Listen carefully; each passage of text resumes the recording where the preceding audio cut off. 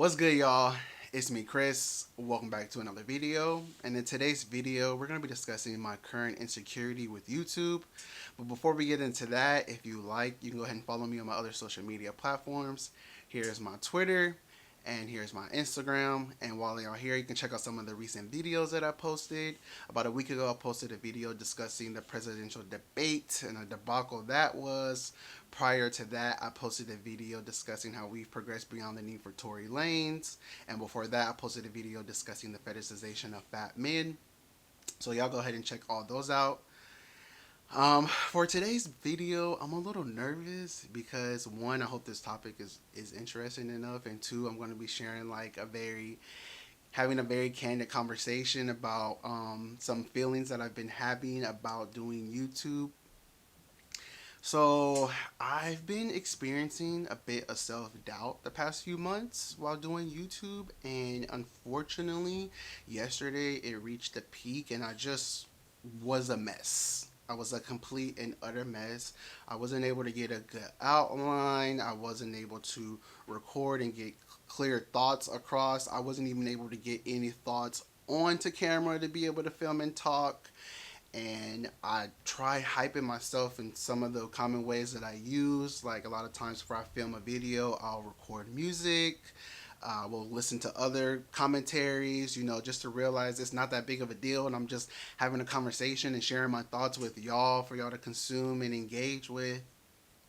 But I couldn't get over the self doubt that I was facing, that I've been experiencing for the past few months. So I want to kind of, go back in time and explain to y'all why I've gotten to this point and why my self doubt is really like just taking over me and just really messing with my mental space.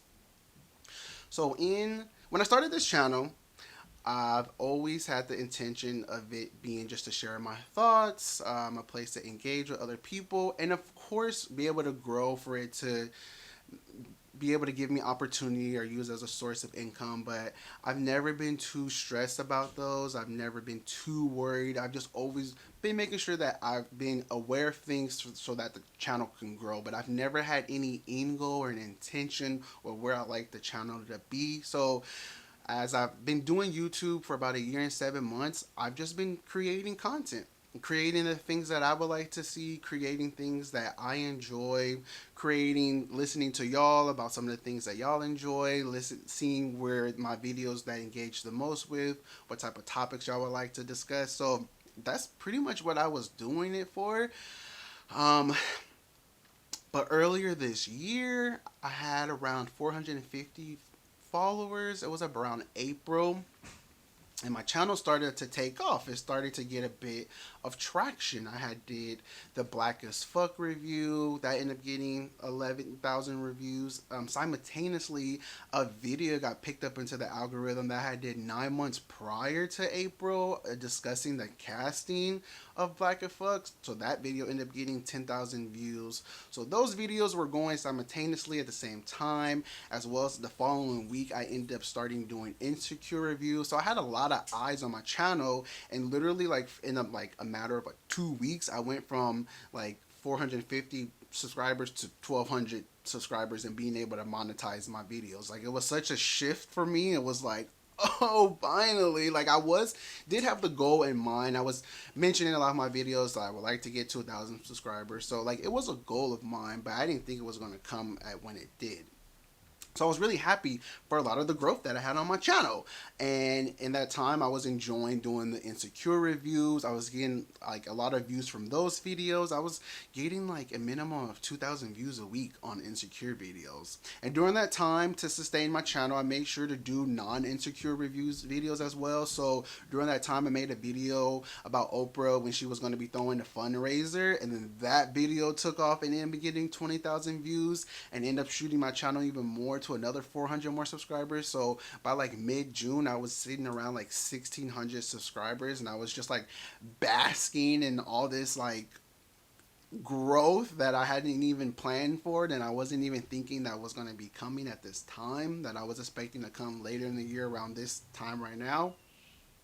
So I was super excited. So there's the YouTube that was going on there, and at the same time, the pandemic started to take place, and my job security has been very rocky. I've been an independent contractor for 5, 6 years now, doing Lyft, Uber, Postmates, DoorDash. I've done it all. TaskRabbit. I'm not complaining. I love the freedom and flexibility of it, but it's not always the most stable income, and you're not also the most protected. You don't have that many rights as an employee because you're not actual employee of these companies. So I was dealing with the pandemic and the flux of the business, and so I was able to get some type of financial relief, and I was able to get like a COVID relief fund that was able to help me get all my bills caught up and pay my rent for a little bit. And so in the meantime, I ended up not working because it was so slow. And I thought, let me apply for unemployment. A few members of my family had also, I'm going to bring this full circle. Hopefully, this doesn't sound too crazy. But a few of my families had applied for unemployment. So I decided, my rent is paid for. I'm doing YouTube. I'm going to start school back up in the fall semester. Like, let me just coast on this, see what the unemployment looks like. And hopefully that will, be able to sustain me throughout the year. Well, now it's been 2.5 months. No unemployment has come yet. Still waiting on that. Fingers crossed. If not, you already know. Flip the whole, burn everything down. Y'all already know what's good, how I feel about this country. But still waiting on that. School has started back, and during this time I started putting more pressure on the YouTube channel to take off.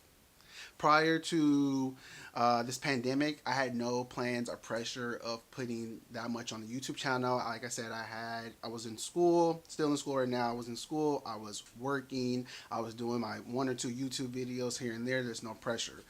But I was really putting a lot of pressure on the YouTube channel to take off for it to be sustainable. Now, listen, I don't have no problems with YouTube being my main source of income. I know people say like the ad revenue goes up and down, like it's unstable sometimes the income, but I'm used to that. Like I'm used to rolling with the punches as far as when money is gonna come in, especially being an independent contractor. I'm sure of any field, but even more so doing Lyft and Uber during this pandemic time. So I was putting a lot more pressure for my YouTube channel to take off because I was like, oh, maybe I don't have to worry about unemployment. Maybe I don't have to worry about getting a job. I can just have my YouTube channel, one, be safe from dealing with all that is going on out in the world right now, and then two, not have to worry about looking for a job. I already have my YouTube channel, something that I enjoy. But unfortunately, after Insecure went off air, the video views started to drop. And of course, I was aware that that was a possibility.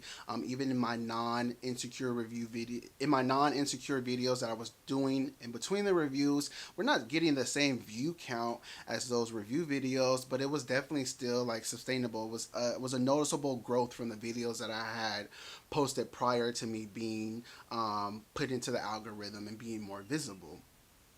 But for some reason, they dropped drastically. Currently, right now, I'm having a hard time of even cracking 300 views with the video. And so, because I'm lacking in views, I've put so much importance on what things I need to say and the style of my editing and my thumbnail, and hoping that like something's gonna pop off and something's gonna kick into the algorithm. And I've been having this hope for about 6 or 7 weeks now, and nothing has really popped off for me to now jump a second wave on the algorithm. It's really just been like steadying. It's been really steady in growth the past 2 or 3 months. I've seen very little growth. And so when I'm writing notes, I'm thinking, what is going to get the views? I'm losing focus. And I'm not saying that you shouldn't have focus on the views and on having a brand and having, being successful on the platform, but I don't think that that should be your main motivation, because every single time you're just going to second guess yourself if you're presenting information that you don't enjoy and that you don't actually believe in. And that's what I have been doing. Like yesterday, I was trying to make a video about a topic that I wasn't even passionate about. I was trying to focus on being visible instead of just focusing on telling the truth and making sure that I construct a message that's going to connect with a lot of people. Like that's where I've been at right now. It's just putting all my value of my content in like the views instead of like what I'm actually producing and giving out to y'all. And of course I know better. Like I know that there are other barometers of success on this platform aside from like the views. One, there's y'all who like my videos and who comment and give me all the praise and the validation that I need sometimes. Okay, I'm insecure, I'm a human. But like that's one barometer. I YouTube has an analytic tool in which you can, that has like a dashboard tool in which you can see all your analytics. And so I've seen growth in there. People are actually watching my videos longer. YouTubers, the YouTube platform refers to that as watch time. Like people have been watching my videos longer. People have been commenting more.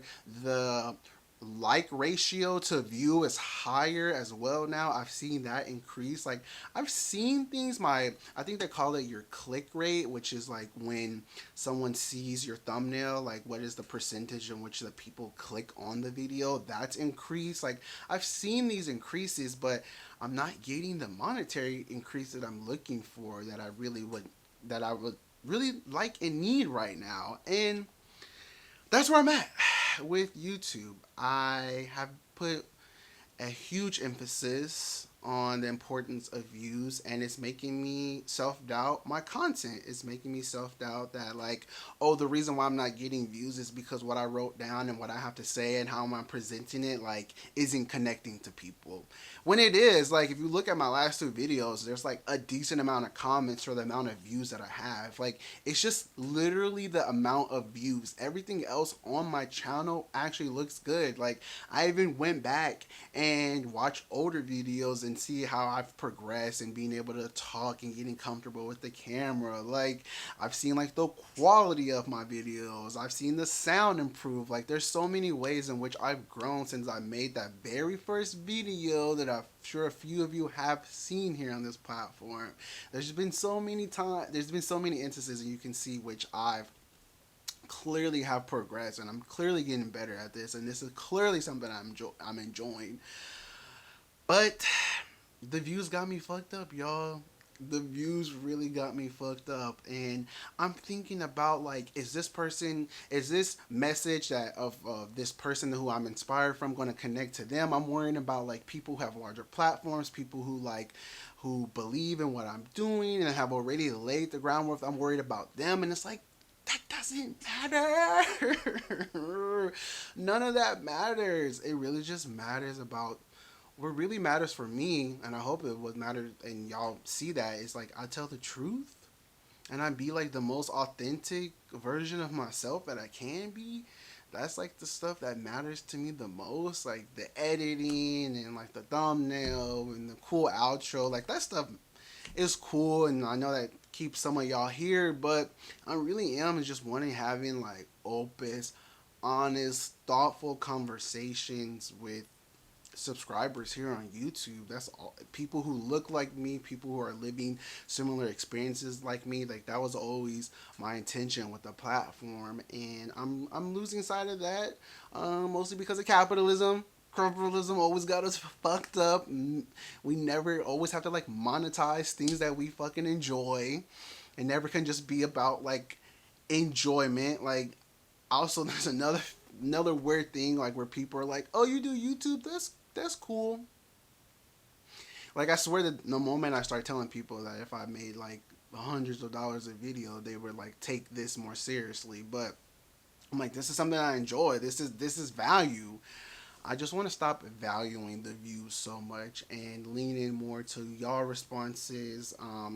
I know, like, I appreciate it so much, but I know some of y'all are gonna be like, "What are you thinking? What you look so good on camera. You always come with like good commentary." And well, you know what? On this side of the camera, sometimes that doesn't always happen. Okay, like there's a lot going on outside of these squares when I press that off button on this camera.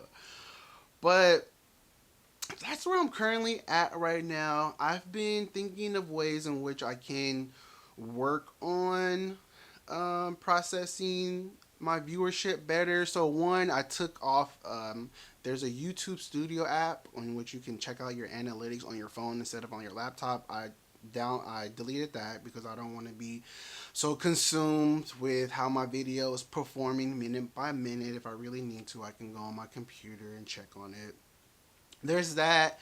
Two, I've been trying to cut down on YouTubers who do similar who I it sucks because I enjoy them so much, but I've been trying to cut down on consuming them because comparison will also is a thievery of joy as well has also been contributing to my content. It's really weird. Like right now, that's why another thing why I've also been internalizing and hoping so much for it to pop off because YouTube has been suggesting a lot of commentary YouTubers who recently just seen like growth in their channel in the past 6 months, and it's been like people of different lived experiences. It hasn't just been actually white content creators. So I'm just like, well, where's my chance? Like, I've been doing it, and I don't even want like 100,000, but I would like a few thousand. I would like some growth. I would like for y'all to make a nigger visible in the platform. That's all I want. I just want to be a little visible, a little bit more visible. But I've been working on things,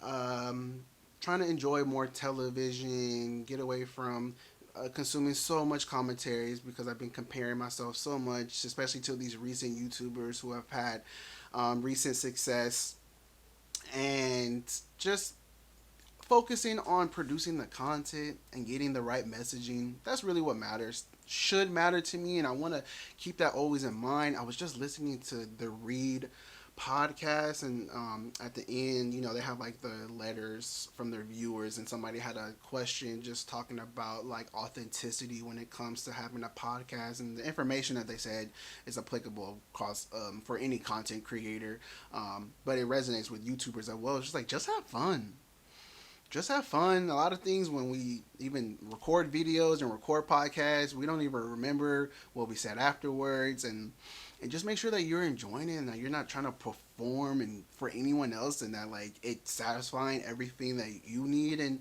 sometimes I just need those reminders. Also, this is very therapeutic as well, like coming on to y'all and just kind of like shooting the shit and talking to things that are coming off the dome of my head as well. Like that definitely makes it easier, and y'all see more of the human aspect of me. Like I'm not just a machine cranking out videos for, you know, mindless people to enjoy. Like y'all see like the human side of me. So this helps as well.